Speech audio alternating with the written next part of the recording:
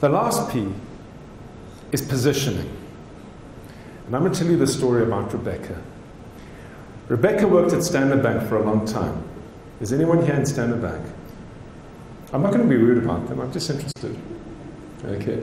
She worked in Standard Bank for a long time.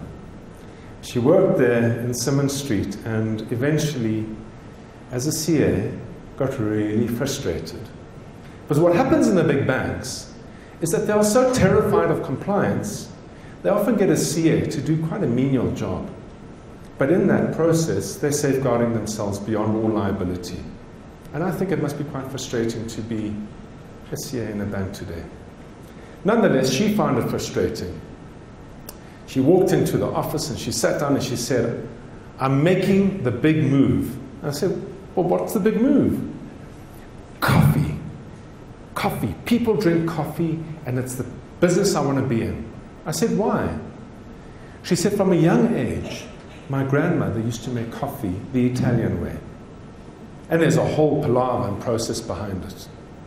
And the smell of coffee resonates in her nose every day from the age of 3-4 months old to where she was today.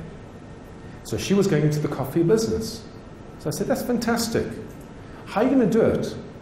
I'm going to open up the most spectacular coffee shop you can ever imagine, she said to me. And she and I had a big fight as she walked out the office. And the big fight was, well, coffee is a commodity. In Cape Town last year alone, 128 coffee shops closed down.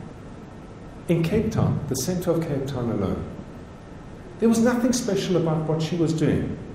The best cup of coffee, well, can you tell the difference between a great cup of coffee and a good cup of coffee? I'm betting not. Would you pay an extra 3-4 rand for it? Probably not.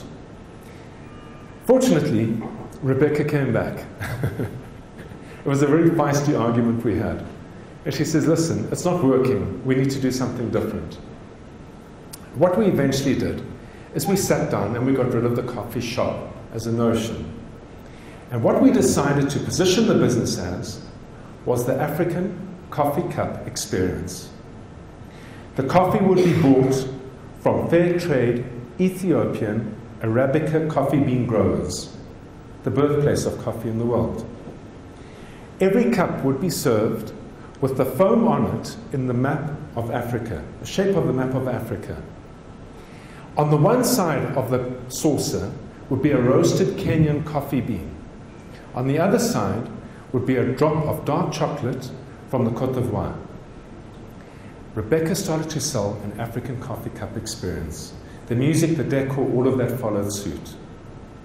Today she's running 3 small coffee franchises in KwaZulu-Natal.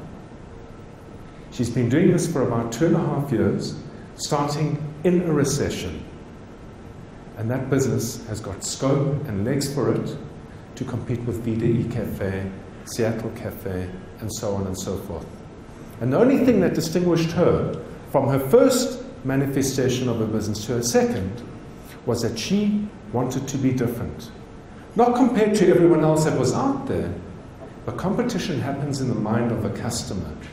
It doesn't happen in the mind of yourself looking at a business similar to yours right next to you. In getting that right, it was the turning point for Rebecca. So we've covered the 3 Ps. Passion, people, and positioning.